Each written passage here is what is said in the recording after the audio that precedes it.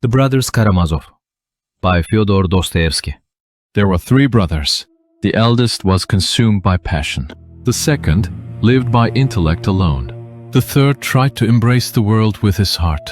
And above them stood one father, A greedy, lecherous old man who measured even his own children in money. One night, the father is found in his own home, his skull crushed. As blood stains the floor, everyone in the village thinks of the same name, Dmitri, the eldest son. He had fought with his father over a woman. He had openly shouted, "I'll kill him." The case seemed airtight. Motive, circumstance, and bloodstains all pointed to him. But then, something strange emerges. The real killer was someone else. Today, we will explore Fyodor Dostoevsky's The Brothers Karamazov. Completed in 1880, just a few months before Dostoevsky's death.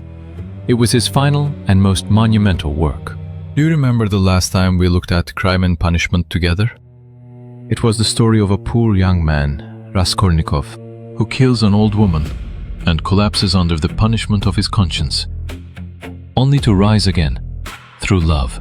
and before that, we saw Zola's Thérèse Raquin, which was about how unconfessed sins gnaw at a person from the inside. All 3 works pose the same question. Why do humans commit sins? And what happens to humans who have sinned?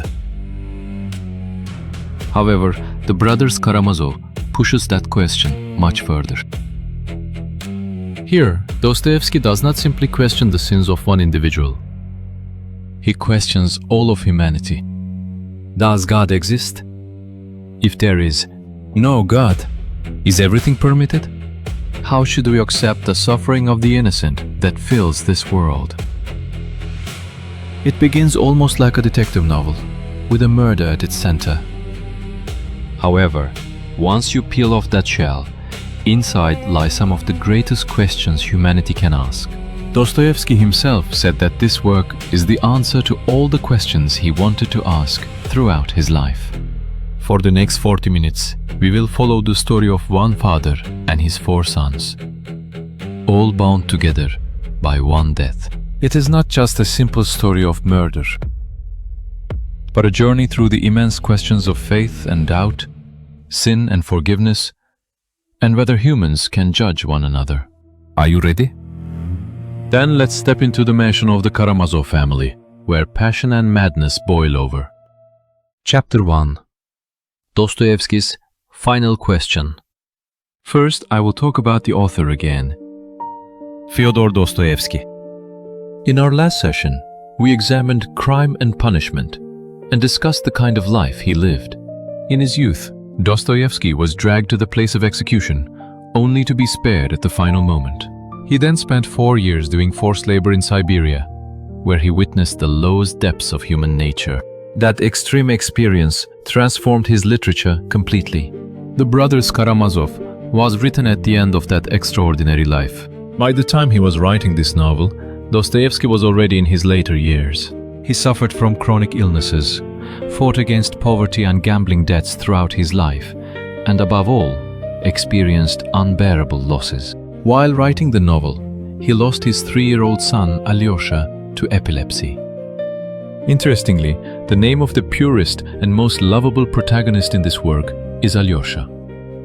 Dostoevsky gave his deceased son's name to the character he loved most. Just this one fact allows us to guess what this work meant to him. Dostoevsky regarded this novel as the final gamble of his entire life. The questions he carried throughout his life. Does God really exist? If he does, why do innocent children suffer in this world? If there is no God, what meaning does morality have for humans? He poured all these questions into this one book. It is interesting to compare this with Crime and Punishment. Crime and Punishment delves into the soul of a young individual. The focus was on the sin and redemption of one person, Raskolnikov. However, in The Brothers Karamazov, he broadens his perspective significantly. He addresses the fate of a family, a society, and even all of humanity. Therefore, this work is often referred to as a synthesis and definitive version of Dostoevsky's thought. And there is one more point to remember. Dostoevsky considered this work to be part 1. So he planned to write a full-fledged part 2, where Alyosha would be the main character. However, a few months after completing part 1, he passed away. Thus, this vast novel we are reading is merely the first part of the grand story that the author envisioned. It's a work that remains unfinished, like a massive cathedral. So what kind of family did Dostoevsky set on stage in this final work? Now, let's delve into that blood-soaked family. Chapter 2. The Karamazovs. A cursed bloodline. At the center of this work is a family, the Karamazov family. However, this family is not the warm family we often imagine. Rather, it is the opposite. It is almost a cursed bloodline, boiling with greed and lust, hatred and conflict. Let's start by looking at the father, Fyodor Pavlovich Karamazov. He is the source of all the tragedy in this work.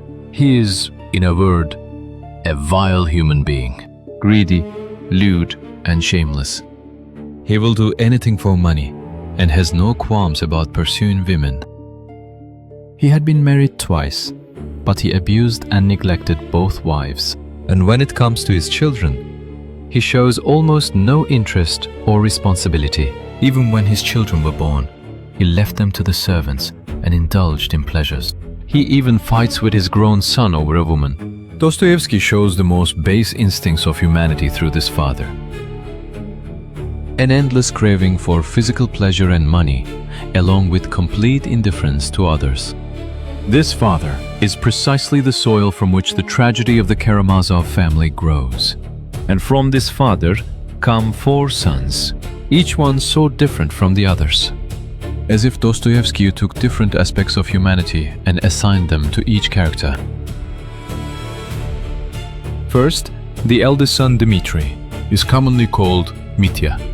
He was born to his father's first wife. Dmitri is a man of passion, hot-headed, impulsive, and reckless. He is a former soldier who lives indulging in alcohol, women, and gambling, spending money like water, and would risk his life for honor. He is constantly torn between good and evil. The noble impulse and the beast-like desire fight within one body. Dostoevsky portrays him as a figure symbolizing human flesh and earth. The second son, Ivan, was born to his father's second wife. Ivan is a man of intellect. He is cold, logical, and exceptionally smart. He is an educated intellectual and an atheist. Ivan rejects God. To be precise, whether God exists or not. He cannot accept a God who would allow innocent children to suffer. Ivan is a character who embodies the most dangerous and captivating ideas in this work. A single sentence that comes from his mind becomes the trigger for all this tragedy. This is it. If God does not exist, everything is permitted. We will meet this one sentence again shortly. The third son is called Alexei, Alyosha. He was born to the same mother as Ivan. Alyosha is a man of law. He is pure, warm, and loves everyone. He is a young man who enters a monastery to study under a holy elder named Zosima. Dostoevsky reveals in the preface that this Alyosha is the true protagonist of the work. He does not get swept away by passion like his brothers, nor does he fall into cold logic. Instead, he tries to understand everyone and embrace everyone. The 3 brothers, Dmitri of passion, Ivan of intellect, and Alyosha of love, represent the 3 aspects of the human soul. And finally, there is one more son, Smerdyakov. He is known to be the illegitimate child born from Fyodor's abuse of the village's simple-minded woman. As a result, he is not recognized as a son and lives as a servant and cook of the Karamazov family. Smerdyakov is gloomy, servile, and filled with resentment. He hates his father who abandoned him and despises his brothers who do not treat him as a human being. In particular, he almost idolizes his second brother, Ivan, and he absorbs Ivan's ideas, especially the saying, "If God does not exist, everything is permitted." Please remember this. This character hoards the darkest secret of this work. Now, the stage is set. A monstrous father and 4 very different sons. Now, let us see what happens within this blood-soaked family. Chapter 3. Father, son, and 1 woman. The family's conflict begins with money. The eldest, Dmitri, believes that the inheritance left by their deceased mother is his share. However, Fyodor Pavlovich is unwilling to give him that money. Instead, he tries to keep the money for himself, using all kinds of excuses. The conflict between father and son over money grows increasingly intense. Dmitri hates his father, and the father despises his son. Then something happens that pours fuel on the fire. A woman appears. Grushenka is a beautiful and enchanting woman. The problem is that both father Fyodor and son Dmitri want this woman at the same time. The old father has prepared a large sum of money to seduce Grushenka. Dmitri is also madly in love with her. Moreover, Dmitri already had a fiancée named Katerina. So the situation becomes even more complicated. A father and son are at odds over a woman, with a neglected fiancé in between. And financial issues are also involved. Dmitri is gradually going insane. He shouts in front of people while drunk. He says he will kill his father. Once, he even broke into his father's house and hid him. Everyone in the village knows. They know that something terrible might happen between the father and the son. Here, Dostoevsky's skill shines. He drives all circumstances towards Dmitri. Motives, anger, and open threats of murder all point to Dmitri. Even the readers begin to doubt Dmitri. We only realize later that this is a kind of huge trap. On a fateful night, Dmitri becomes obsessed with the thought that Grushenka might have gone to his father, and he rushes to his father's house.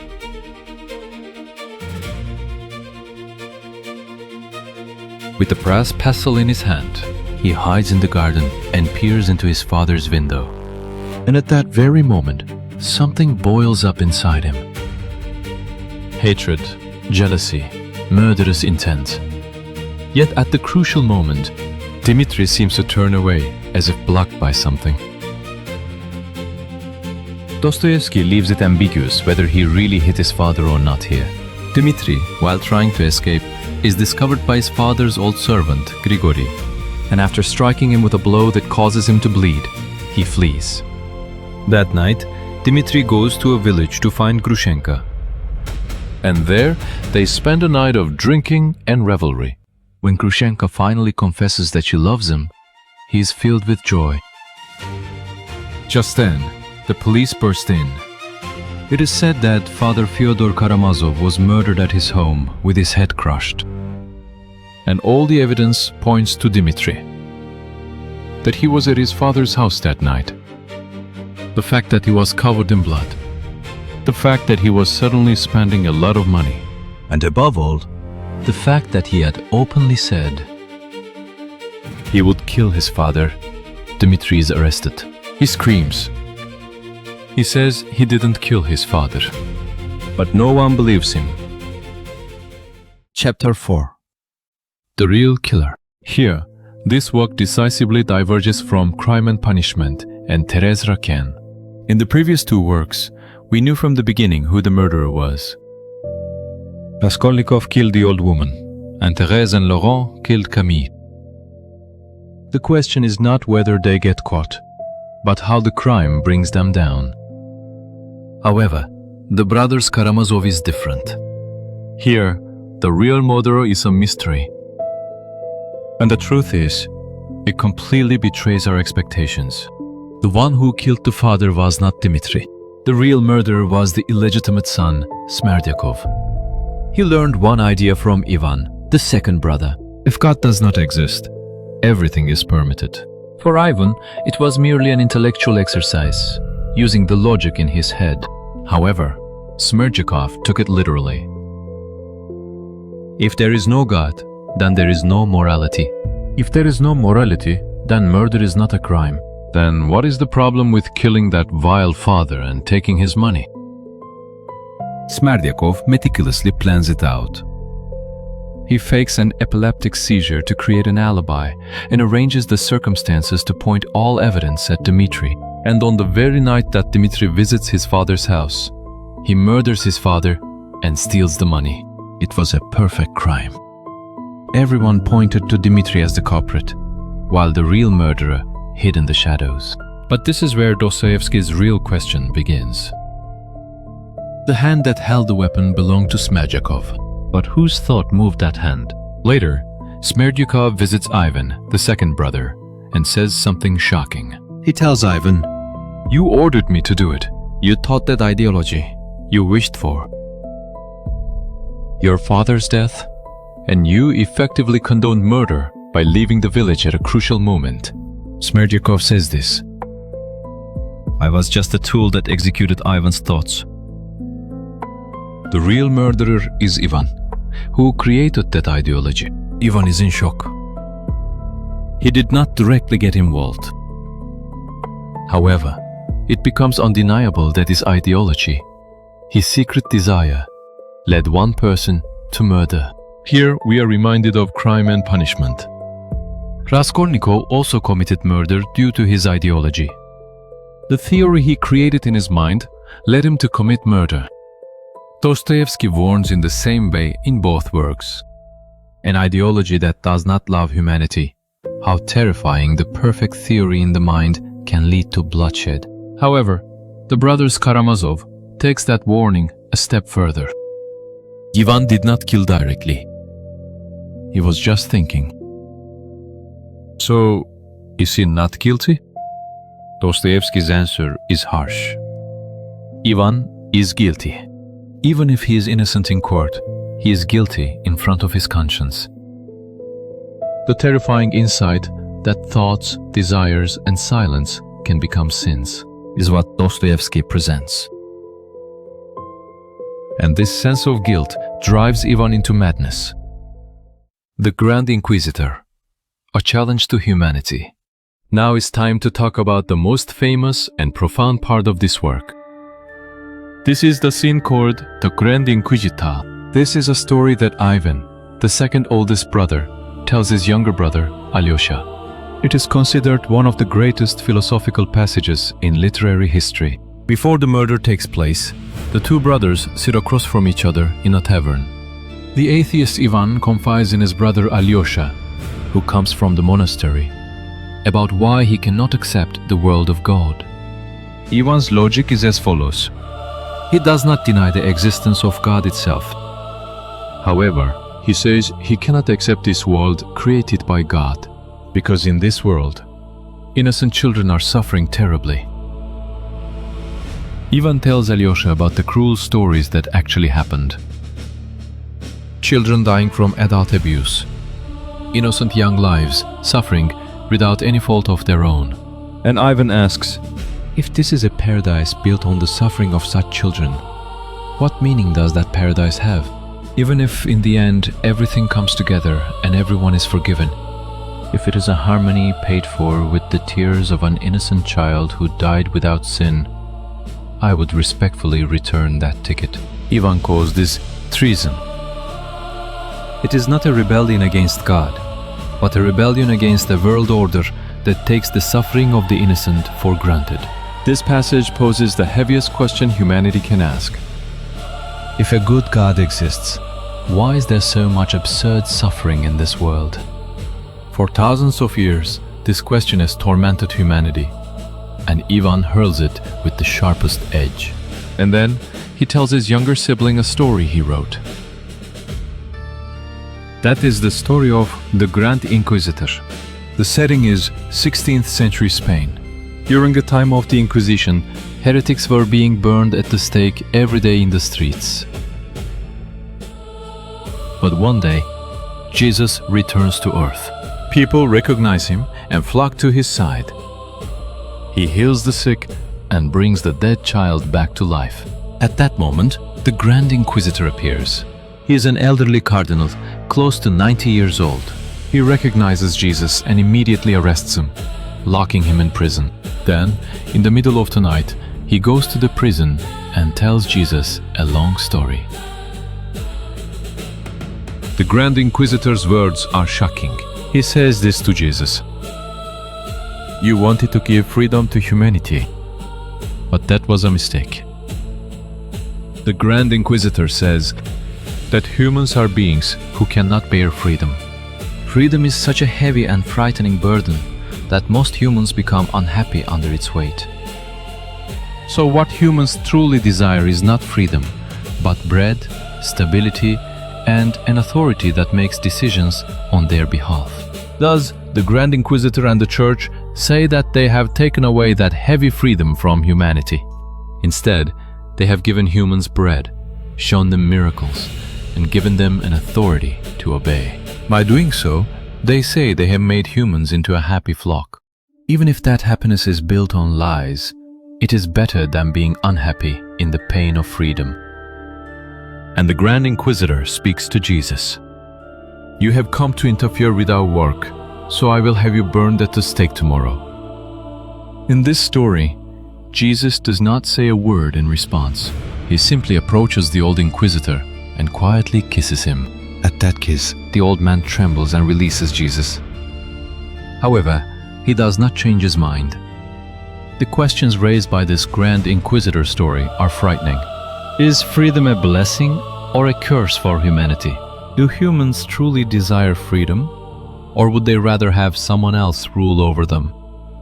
Between the pain of truth and the happiness of lies, what do humans choose? Ivan sees through the weakness of humans, who cannot bear the weight of freedom.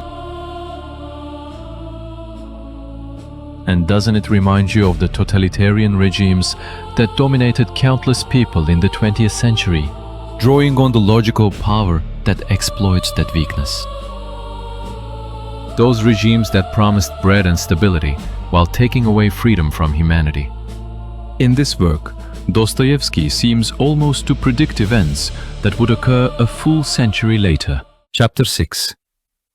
Elder Zosima. Love as the answer. How will Dostoevsky respond to Ivan's terrifying challenge? The logic that if there is no God, then everything is permitted. In the face of the suffering of innocent children, against Ivan's cold intellectual assault, the logic that without God, everything is permitted, the rebellion against God's word in the face of innocent children's suffering, and the cynicism toward human beings who cannot bear freedom, Dostoevsky presents one character as an answer. This is Elder Zosima. Elder Zosima is the mentor of Alyosha, the third son. As a holy elder of the monastery, he is a figure whom the villagers come from afar to seek guidance from. If Ivan denies God with a cold head, Elder Zosima testifies to God with a warm heart. Interestingly, Elder Zosima was not a saint from the very beginning either. He was a reckless soldier in his youth. Before the duel, he beat the servant and was filled with arrogance. But one morning, he suddenly realizes that he has no right to treat another human being carelessly. He begs for forgiveness from his duel opponent and gives up everything to become a monk. Elder Zosima's teachings are simple yet profound. He says, "Everyone is responsible to everyone for everything." What does this mean? All the sins and suffering in the world are not just the fault of one person. We are all connected to each other, and so the sin of one person is the sin of us all. If I had loved more, if I had been better, that person might not have sinned. Therefore, we have no right to judge others. We must simply love one another and bear each other's sins together. This is Dostoevsky's answer to Ivan's logic. Ivan asks, "How do you accept this absurd world of suffering?" Elder Zosima answers, "It's not about accepting with logic, but embracing with love." Ivan tried to judge the world with his mind.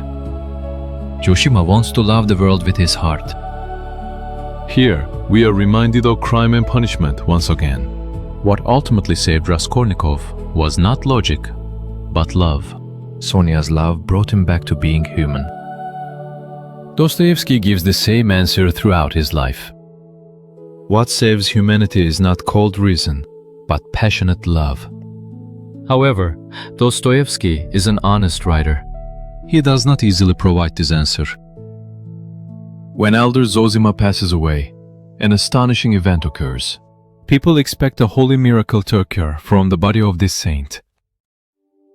However, from his body, a smell of decay begins to emanate more quickly than from other ordinary corpses. People are disappointed and even mock him. Even Alyosha falls into deep confusion. What does this mean? Dostoevsky rejects easy miracles and cheap comforts. Faith is not about miraculous proof, but rather the refusal to stop loving despite all doubts and disillusionments. Chapter 7. Something more terrifying than sin judgment. Here, let us pause for a moment to pose a deeper question. The most significant event in this work is the murder of the father parricide. Is there a more fundamental sin than killing one's father?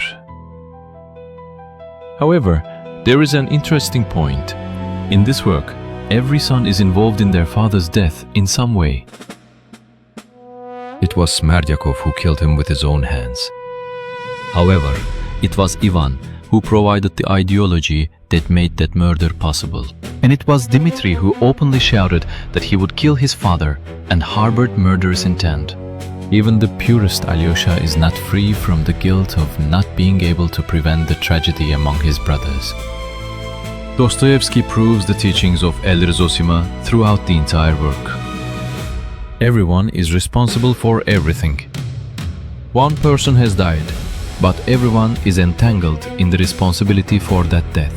The one who directly killed, the one who instilled that thought, the one who harbored murderous intent, and the one who failed to stop it.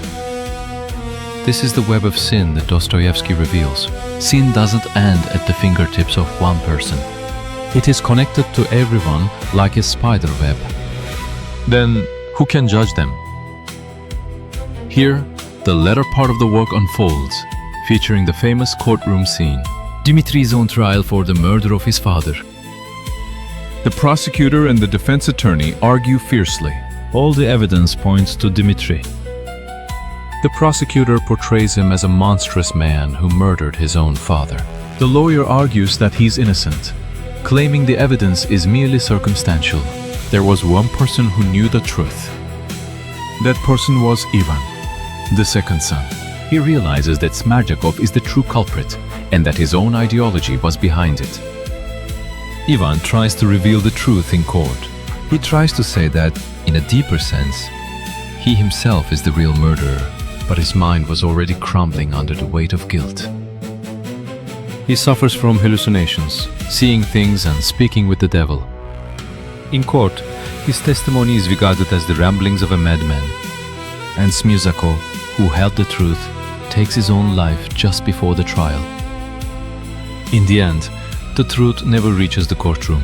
In the end, Dmitri is convicted. He is sentenced to a Siberian penal colony for a crime he did not commit. Here, Dostoevsky poses a terrifying question. Can human courts reach the truth? Are humans qualified to judge other humans? The court examined all the evidence, but still missed the real culprit. It turned an innocent man into a criminal. Human justice is so imperfect. Then, where is true judgment? Dostoevsky's answer is found in Crime and Punishment and Thérèse Raquin. True judgment is not in an external court, but within the human soul. Ivan's madness, Smerdyakov's suicide. That is the judgment of conscience. Chapter 8. Resurrection through suffering. Now, let's see where this work ultimately leads. Interestingly, the most astonishing change occurs in Dmitri, who is convicted of a crime he did not commit. At first, Dmitri was angry. He wondered why he had to suffer such a punishment when he hadn't killed his father. But in prison, something changes within him. Dmitri realizes this. Although he did not directly kill his father, he wanted to kill him in his heart. He harbored a desire to kill. He hated his father, He wished his father would die. so he accepts that he is not innocent. And furthermore, he decides to accept this pain. For all the suffering in the world, for the innocent child who cries, he says he will bear this pain himself. Here, we are reminded once again of the ending of Crime and Punishment. Raskolnikov also accepted suffering at Sonia's urging, and through that suffering, he embarked on the path of resurrection. The same goes for Dmitri. Suffering allows him to be reborn as a new man. This is the core thought of Dostoevsky. Suffering is not just a punishment. It is a purification and a pathway to resurrection. Through suffering, humans realize their sins and are reborn as humans through that realization. Here, the difference from Zola becomes clear. In Thérèse Raquin, suffering was merely a physical destruction, where the nerves break down and the body collapses. There was no meaning or exit there. But for Dostoevsky, suffering has meaning. It is a force that destroys humans while also rebuilding them. It is a ladder that rises towards the light at the end of hell. What then happens to Ivan, the second son? Ivan, who denied God with cold intellect, ultimately brought about his father's death with his ideology. Ivan cannot bear the guilt and collapses. He suffers from a high fever and sees hallucinations. A devil appears before him and mocks him. This demon is none other than Ivan's own divided self. Do you remember that Raskolnikov's name means split? Ivan is also a divided human being. The cold reason that denies God, and the conscience that cannot bear the consequences of that denial, fight within him, driving him to madness. Dostoevsky shows this through Ivan. The cold intellect that does not love humanity ultimately destroys even itself. The work ends without showing Ivan's complete recovery. His fate is open. Just as Crime and Punishment ends at a point where Raskolnikov has 7 years left in his sentence, Dostoevsky does not provide an easy conclusion, but he leaves behind a glimmer of hope. The fact that Ivan has collapsed is proof that his conscience is still alive. His suffering means that he still holds the possibility of salvation. Ironically, this pain is the very proof that he is human. Chapter 9. The final scene. Children and hope. This grand and dark work unexpectedly ends with a very warm scene. Throughout the novel, we also follow the story of a boy named Alyosha. This poor and sickly boy is bullied by other boys and eventually passes away due to illness. Alyosha, the third son, forms a deep friendship with the boy and his friends. After Alyosha's funeral, Alyosha gathers the children and talks to them. He speaks to the children. Let's promise not to forget this good and beautiful memory we shared today for the rest of our lives. When life gets tough and you feel like falling into evil someday, if you recall this moment when we loved each other, that one beautiful memory can save us. The children cheer. Long live the Karamazovs, they shout. This final scene is significant. Throughout the work, we witness the ugly world of adults. Greed, lust, hatred, murder, false judgment. But Dostoevsky shows us children in the end. Pure children and the memories of the love they shared.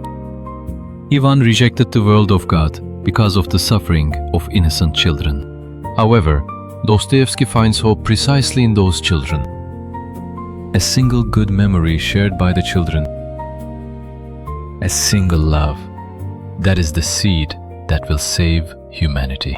This is the final answer Dostoevsky reached throughout his life. Despite all the absurdities and suffering in the world, it is love that saves humanity. And that love begins in the smallest and purest memories. Why it still feels so unsettling today. So why should we read this monumental novel written 150 years ago right now?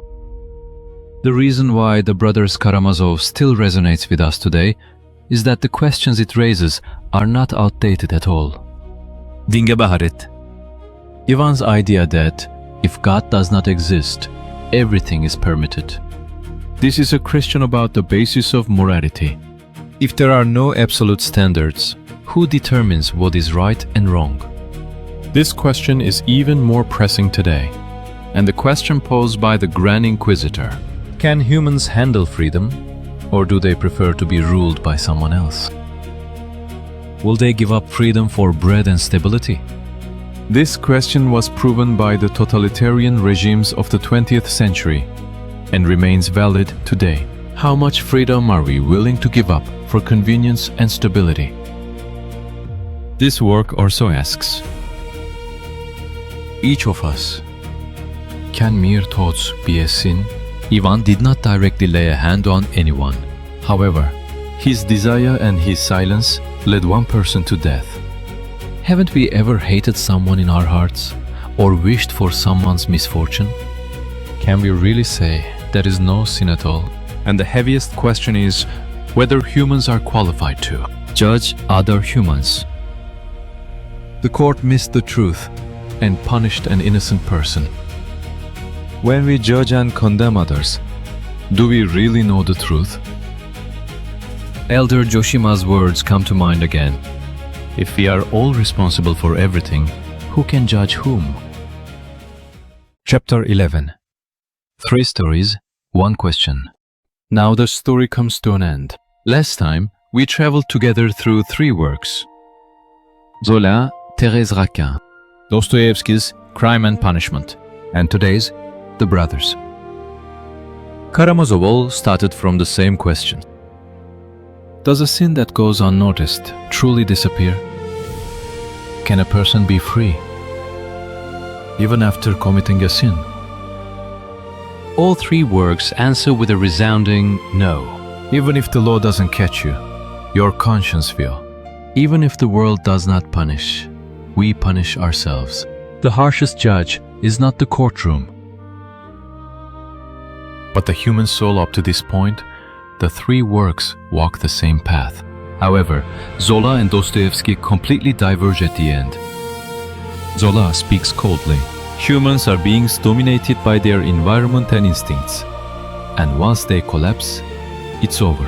There is no salvation there. For Therese and Laurent, there was only endless destruction. On the other hand, Dostoevsky speaks passionately. He says that a person can rise again, even from the depths of the deepest sin. Through love, through confession, and through accepting pain, one can be resurrected, even at the end of hell. And as we move from Crime and Punishment to the brothers Karamazov, Dostoevsky's questions have become even more monumental. Crime and Punishment deals with the sins and salvation of an individual young man, while the brothers Karamazov questions the fate of all humanity. Does God exist? Is freedom a blessing or a curse? How should we accept the suffering of the innocent? And in all this darkness, what saves us? Dostoevsky's answer remains consistent. It is love. Not a theory made by the mind, but a love embraced by the heart. A love in which each person takes responsibility for others. A love that begins with the smallest good memories. Dostoevsky had stood at the brink of death and returned alive. He had seen the depths of humanity in Siberia. He had lost his young son while writing this novel. And yet, at the end of his life, what he refused to let go of was his faith in humanity. No matter how ugly the bloodline one is born into, no matter how deeply one is entangled in sin, Dostoevsky believed that human beings can return to love. He poured that belief into this final work. I would like to ask you one last question. How would you respond to Ivan's question? If there is no God, is everything really permitted? Can we accept this world where the innocent suffer? Or would you, like Ivan, politely return your ticket? Taking a step further, do you really believe that humans can be reborn through love? If you leave your thoughts in the comments, I would like to discuss them together. It has been a long journey. Thank you for walking with us through 3 dark. yet profound stories, starting from Zola's cold laboratory to Dostoevsky's world of fiery souls. I hope these heavy yet great stories will be remembered as masterpieces that linger in your hearts.